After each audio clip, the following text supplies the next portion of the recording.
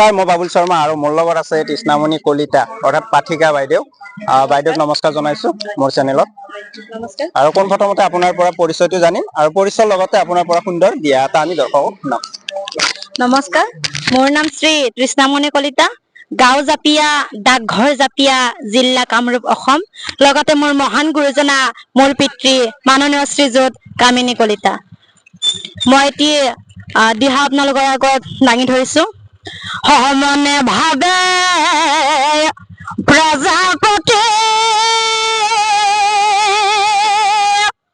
হগিয়া হল মোৰ এনে গতে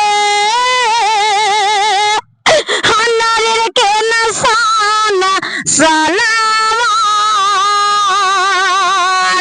হে ভগৱান হবি পদে বলিছো হবি পদাহে ঘনে ঘন হবি পদে বলিছো হবি পদাহে ঘনে ঘন ৰক্ষা কৰা নাৰায়ণ